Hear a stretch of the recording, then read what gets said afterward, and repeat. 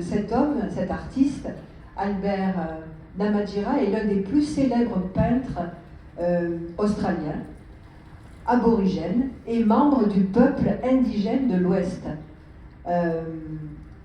Réputé pour ses aquarelles de paysages du désert australien, un style qui a inspiré l'école, donc Hermannsburg, d'art aborigène.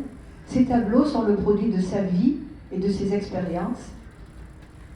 Il est aussi connu, voilà, on a reproduit, vous voyez, ces tableaux sur divers timbres. Il est connu aussi pour avoir été le premier aborigène du territoire du Nord à se voir accorder la citoyenneté australienne, c'est-à-dire pour qui ont été levées les restrictions discriminatoires, mais pas ses enfants. Il excella dans l'art des aquarelles avec son style unique, mettant en valeur la robustesse géologique du paysage et la majestueuse flore australienne. En 1938, sa première exposition à Melbourne, il y vendit toutes ses toiles.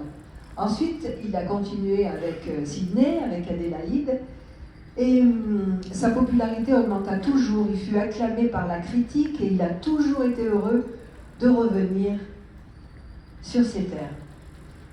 3 films lui ont été dédiés.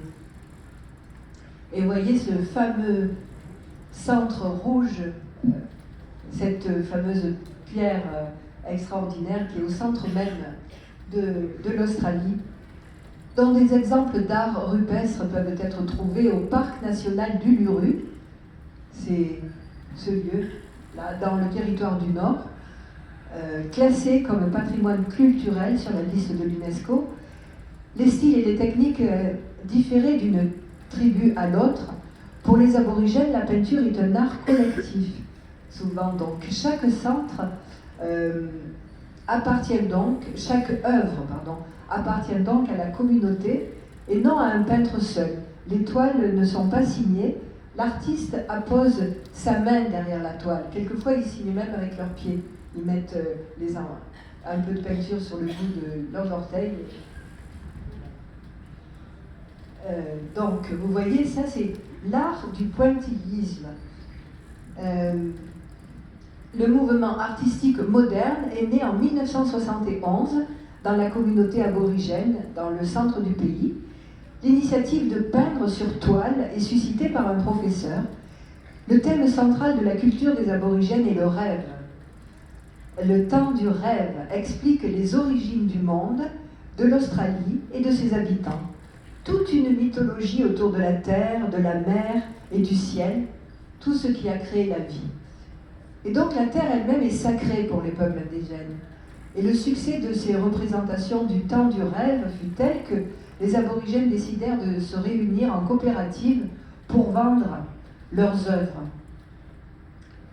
Et donc vous voyez, les artistes utilisent cette technique qui consiste à effectuer une série de points particulièrement serrés qui se suivent sans se mélanger et qui ont un sens, du sens, en comprenant que leur peinture relatant des récits sacrés serait montrée à des non-initiés. Les aborigènes ont choisi d'utiliser cette technique pour flouter un peu les motifs initiaux.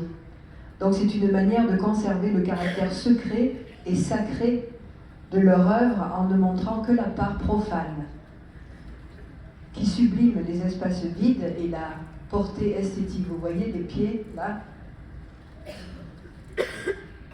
Donc, je vous ai expliqué tout ça parce que vous trouverez beaucoup de ces peintures dans les magasins, des tableaux ou bien des reproductions de ces œuvres sur toutes sortes de sacs, porte-monnaie, foulards et souvenirs que vous pouvez emporter avec vous. Et comme ça, vous comprendrez voilà, ces peintures qui sont des sortes de cartes stylisées de la terre vue du ciel et sa signification dépendant du peintre, de la tribu et de l'histoire racontée. Il faut comprendre mieux donc ce qu'on ne peut pas voir, on va dire. Et puis vous choisirez en fonction de ce qui vous parle. Voilà. Ça, c'est un tableau que des amis avaient acheté. Donc vous voyez la signature du peintre derrière la toile. Vous trouverez des... Si vous voulez acheter des toiles, ce sera certainement plus dans le nord, à Sydney, bien sûr, il y a des galeries, mais dans le nord, normalement, c'est leur pays de... Voilà, une personne aussi très importante du milieu aborigène, David Unepon, avec son livre des contes légendaires des aborigènes, il a écrit un compte rendu historique de la mythologie des premiers habitants de l'Australie. Il fut l'auteur du premier recueil de poésie écrit par un indigène, donc. Et il est décédé à 94 ans, mais il a eu une vie bien remplie en tant qu'inventeur. Il a été surnommé le Léonard de Vinci australien. Il déposait pas moins de 10 brevets. Par exemple, celui d'un nouveau cisaillement tenu dans la main en 1909. Et il a voyagé tout autour de l'Australie en tant que conférencier. Il s'est fait le porte-parole de la communauté aborigène, influent auprès des indigènes. Il s'est rapproché du gouvernement fédéral pour demander l'éducation des enfants, surtout. Et on le retrouve sur les billets de banque, vous voyez cet homme, donc écrivain, conférencier, inventeur et philosophe.